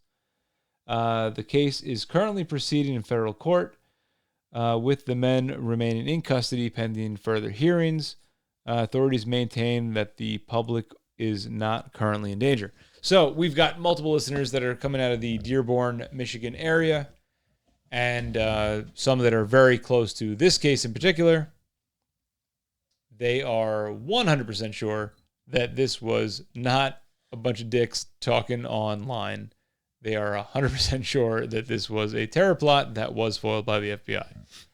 So you could think about that however the fuck you want, but this shit is here. It's coming. With that officer, with one of those officers, I did discuss the carrying of, let's say, off-body, slightly larger weapons. I mentioned that you were in the market for an MP5. I was looking at that Kuna. Just because I wanted to save 2 pounds. But the more I think about it, the more I want something with a bigger oomph. I get it. But there's a couple MP5 brand or clones that do the real MP5, the thick boy MP5, the 10 mil MP5. Okay, well, and the Kuna from HS Products in was it the Czech Republic? Kuna HS product is Croatian. Croatian, that's right.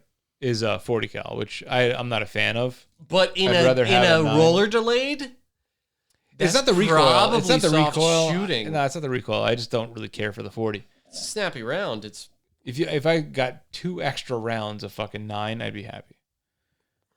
Because even with fucking level 4 plates, if you're catching 9 mils to the plate, it's still gonna get you off kilter enough where eventually I'm gonna work my way up. To the head.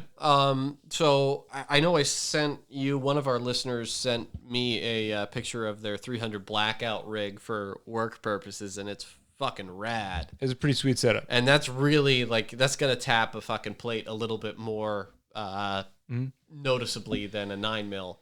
Yeah, I mean, so a 5.56 round. 11.5-inch barrel. It's like it's if you're doing an off-body carry of something larger than a pistol, you're just like, oh, I want something bigger.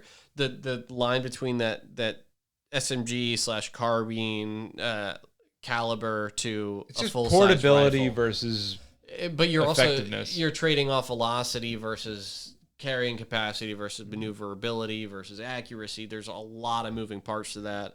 I don't think you're getting worthwhile velocity out of a 9-inch, 8-inch barrel AR. No. I mean, really, it's like 10 plus inches before it's even worth. Yeah, and realistically, you're not achieving penetration to a level 3 plate with a 5.56 out of anything short of a 14-inch barrel. Yeah. And in which case, now you're outside of a backpack. Yeah. Unless you have a bullpup.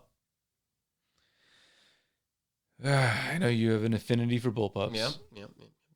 You love shitty triggers. Yeah, shitty trigger, but great ballistics. All right. A woman was run over twice by the Toronto Police Department as officers attempted to detain her on Saturday afternoon. Once wasn't enough. What do you tell a woman that... with two black eyes? Or what do you call a woman with 2 black eyes? Slow learner. Nothing. You only already told her twice. Yeah. All right. So police responded to reports of a woman with 2 large knives who was actively damaging vehicles around 3:30 p.m. on Saturday. She had allegedly slashed the tires of 3 cruisers when police deployed a taser to disarm her. I thought you were going to say deployed a car. I mean, that's what she deserved to catch.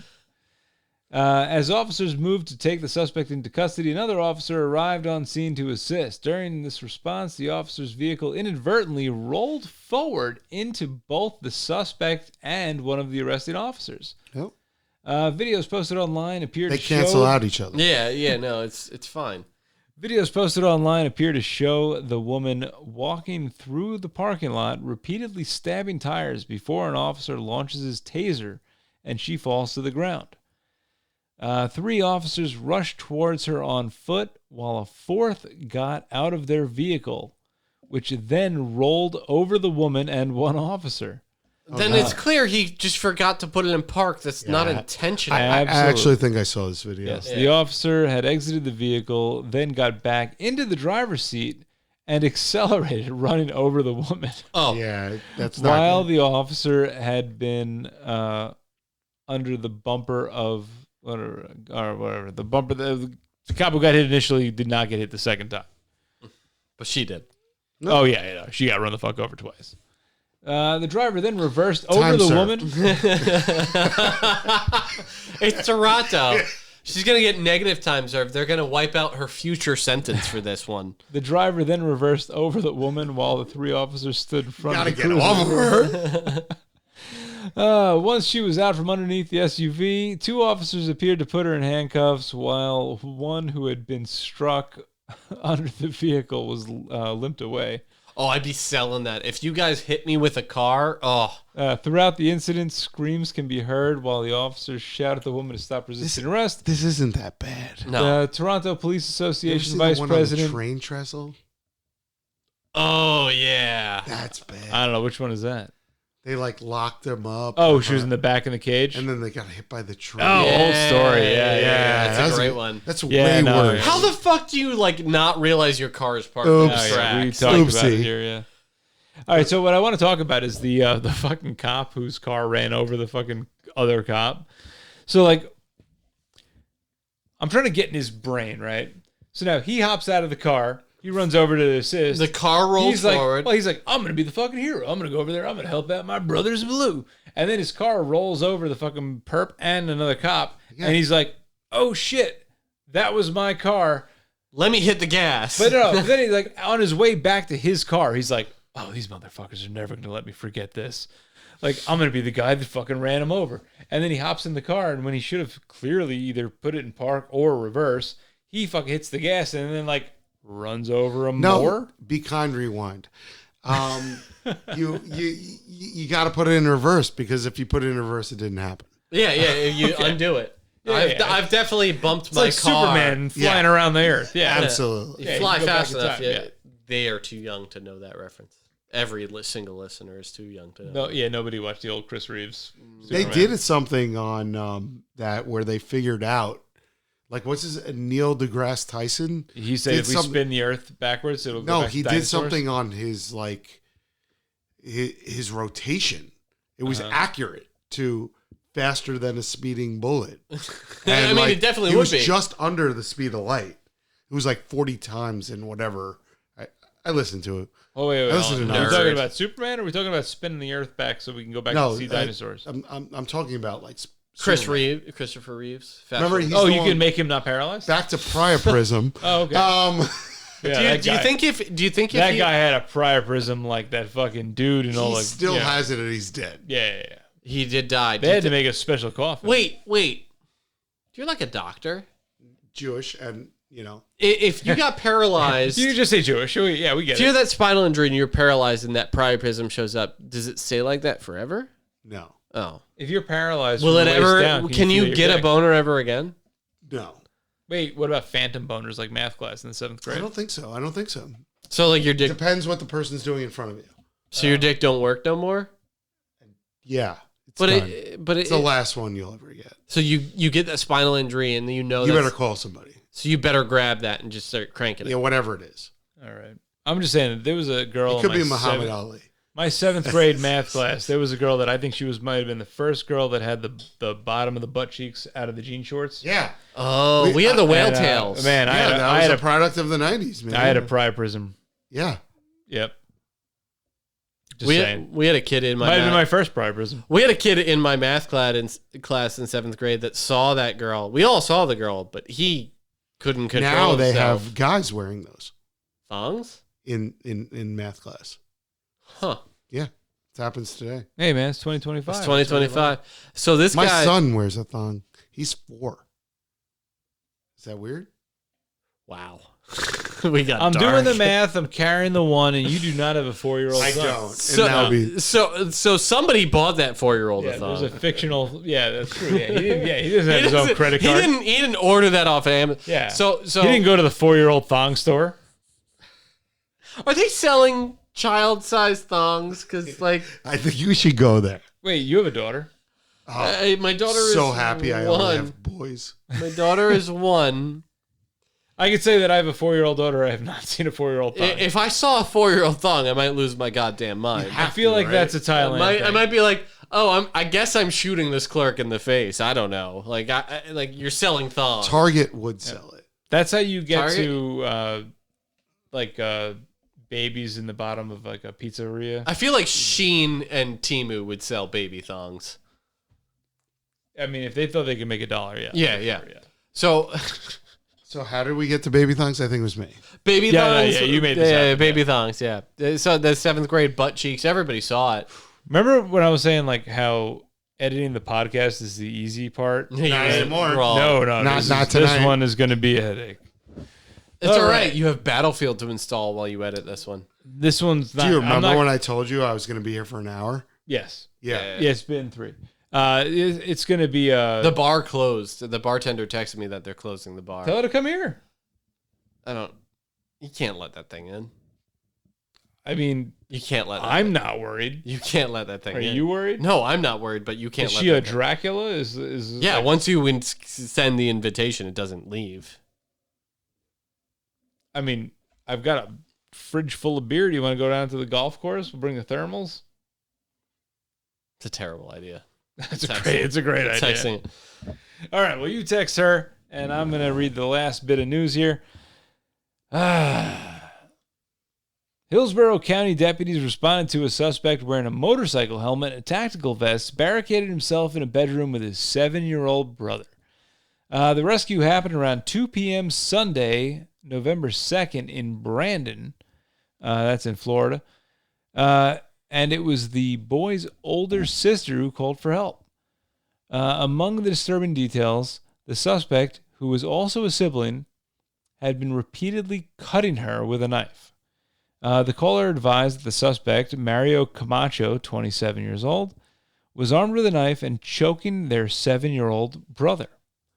The suspect barricaded himself with his brother in a back room. Deputies heard the child screaming for help and kicked down the door. Deputies encountered the suspect, who was holding a knife and refusing to let go of the child. The suspect was wearing a motorcycle helmet and 2 tactical vests with ballistic plates. Damn. Video shows Camacho was downed with a single shot after he refused commands to release the boy. Camacho was taken to Brandon Regional Hospital and pronounced deceased. Investigators did not release details of injuries to the boy and his sister. The deputy involved is Antonio Gonzalez, 25 years old, and has been with the Hillsborough County Sheriff's Office for just under 6 years. Deputy Gonzalez has been placed on administrative leave with pay pending completion of the investigation. All right, before we get into discussing this, Antonio Gonzalez of the Hillsborough County Sheriff's Office, you hit us up. We'll send you whatever the fuck we can send you. Yeah, I will send you patches and We'll send you all sorts of cool shit. This was a shot that was sent to me multiple times. Yeah, me too. Like, fucking beautiful. Yeah. So having been on the law enforcement end of a room that's been barricaded with a mattress against the door, man, that fucking sucks. Oh, I hate it. All right, because now you've got like a wall inside of a wall. What you need is like 2 to 3 guys, one of them being 300 pounds and really dumb, and you just tell them to just jump at the door because it'll just fold it over. But every like SWAT emergency service unit has that guy. Yeah, it has that giant A fat fucking retard? dude. Yeah. A guy who just barely You made need it as a him. goal. You Yeah. need him because those inner doors in most houses are the hollow doors. Yes. And you can just blast through them. Oh, it doesn't open? Just fucking hit it above the hinge and But the funny part is that guy can do that with their hand. Yeah. Mm-hmm. But Yeah, so this call is one of those calls where it's like SWAT is never really Right there. They're not going to be right so there. there's a certain level of training that patrol needs to get for this kind of shit. You know what the most best about most hostage situations are handled by patrol. It is not so. Yeah, you get a lot of barricades with hostages, but you get way more hostage situations that are handled by just patrol. instant, way very SWAT ever dynamic gets there. situation And within they're seconds. done before they could even be caught. Before like the SWAT team can even like finish the snorting the line of creatine off the other guy's rock hard abs and pull himself off of the dick, like the guy is dead. Man, you're watching different videos than me. These SWAT guys just love blowing each other. Yeah. I can't believe that our SWAT team is fully funded by OnlyFans. It's amazing. It's true. I mean, there's so many people on the receiving end of that, though. Yeah. They were raising money for a second Bearcat. And it was just like, God. We're going to wash this in our baby thongs. Anyway. Crazy the amount of butt fucking they had to do to get that thing. I mean, so- they earned it. So what was amazing about the shot is like with the motorcycle helmet on, like this guy drilled a tee box shot and like I know the visors like cover it like is still part of the tee box, but this guy one shot hits him in the tee box, drops him. If you don't know what the tee box is, above the eyebrows and the top part of the nasal ridge, like that little T, draw that on a person, hit them there, they just stop. They're dead. Yeah. What I think is great is that guy put on a motorcycle helmet thinking like, well, I'm going to put on 2 ballistic vests. So I'm good there. Motorcycle helmet, that'll do it. And then they just drilled a 9mm through that helmet and fucking dropped him like a sack of potatoes. Dude, it's like his strings were cut. Like, just drop. Like, oh my God. It was beautiful. Yeah. It was Oceana. So, Officer Gonzalez, reach out to us. We'll take care of you. Or anybody that knows him, reach out to us. We will send him a bottle, some patches, and I have a little bit of gear to send him. So, like, holy shit. Yeah. Anybody that just fucking smokes someone, just hit us up and we'll send them gear and shit. We'll find something to send you. Yeah. I'll send you a, like, used condom, baby thong, fucking... A baby thong. We're back there again. We're back there. We're back to baby thongs. I was planning on editing the whole baby thong part out, but I guess it back. No. All right. Well, I guess now it's in the show forever. All right. No, edit out the baby thongs. All right. Just made them work. All right. Listen, if you get into a good shoot, Cuffs will come to your house and sit in the cuck chair while you fuck your wife. I mean, All right, that is a guarantee. That is a goddamn Rusty Cuffs guarantee. No, I will send you some surplus gear, a bottle of booze, and some patches from my military time or something like that. Just hit us I'll up. send you our fucking goddamn department Well, patches. we'll send that too. Yeah, I'll out myself for a good shoot. Oh, I don't give a shit. All right. I think it's time. Yeah, I think it's definitely time. We've gone off the rails. We've gotten the show started off so good, and then it went real dark. And then real light. And then real light, dark. and then real dark. And then we got to shooting dudes in the face. How are you? Thongs. So And baby thongs, which is I don't know. baby. Just leave like that Both baby light and thongs. dark, I don't They'll know. never know the context of baby thongs. But It'll be like the octopus scene in Goonies. I have Only a few people ever know I what have it was. no idea how you're gonna get that Rhesus McKay in Mississippi story out there. I have no idea how you're gonna do that. It's going to take a lot of creativity that I am not nearly sober enough to tackle right now. So YouTube is now for sure coming. Apparently, YouTube videos are for sure coming because So we will talk about the thermal. Let's do that this week. I'm on days this week. I'm on a deadline to do that for tomorrow. All right, all right. So we're gonna do that right now. So anyway, let's end the podcast now, and we will do a deep dive into the. So I have to put up just for the listeners because you guys are fucking. You guys know all our shit, right? So we've got to put out a YouTube video for Athlon Optics. They sent us a really nice thermal optic. So we've got to slap together some fucking video so that we don't piss them off because I would like to do more work with them in the future. But they were very gracious. They sent us out a free thermal.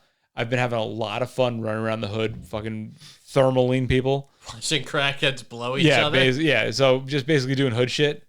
Can you tell the difference if they have like a temporary tooth compared to it's a real tooth when they're blowing each other? I don't get that close. It's not that much detail with night vision. Do you have a fake tooth? Are you worried? I do. Oh, we'll turn that bitch on. We're finding out right now. Oh, yeah, we're about to find out. All right, hold on. The show's just got a little longer. Because this one is, it's got some filler in there. All right, let's see what it looks like. You got to hold that down. It'll fire up. I don't want to give it away when I'm out at the park and ride. Yeah. We gotta edit that. You don't want me to see your fucked up tooth? The pork inside? Yeah, don't worry. That other dude's dick will cover it up. Hold on, I gotta zoom out.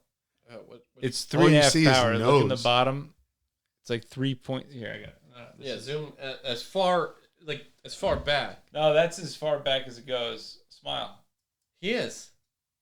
It's not gonna show up, I don't Nah, it think. looks the same as it's cold. Boo. There's not a lot of blood flow in the Yeah. teeth. Yeah, get some know. cum on there. It'll probably warm it up. All right. All right, so anyway. Oh, you have it in white hot. I don't love white hot. Yeah, I can, Can we'll you see my profile view? It's all very, you can very tell. doctor. It's Yeah, all very nose. doctor. You can Yeah. tell. Very doctor. Oh my god, you can tell. Can you see my horns? I was God damn it, you fucking beat me to it.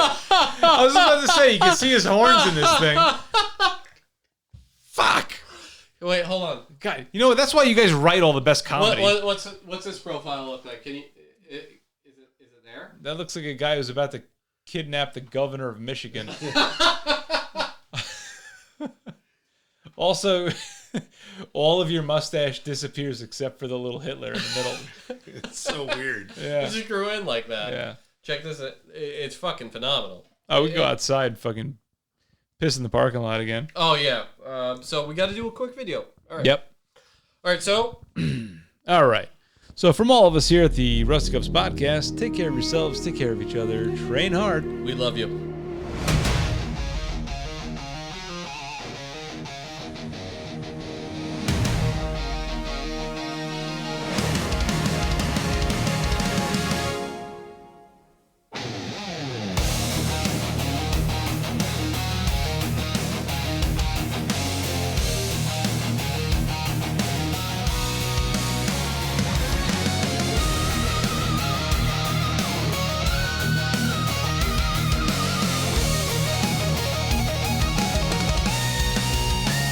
Siren screams, the streets ignite, cuffs rolls in, bathed in the night.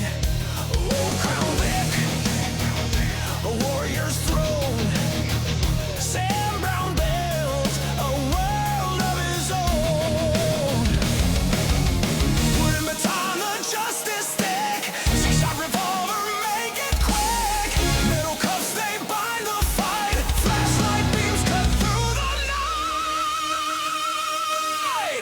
Drones in the air, tech on the ground. But when it fails, cuffs is around. Old school power, heart of steel. When the grid goes dark, he's the real deal. No high-tech toys, just grit and pride. Cuff saves the day with the past as his guide.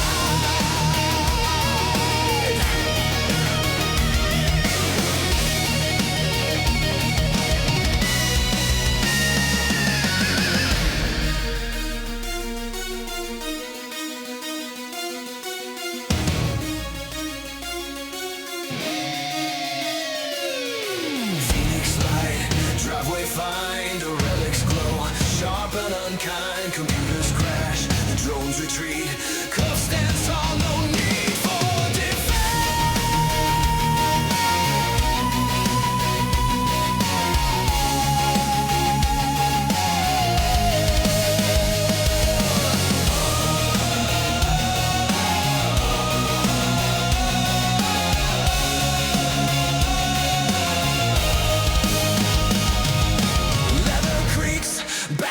swing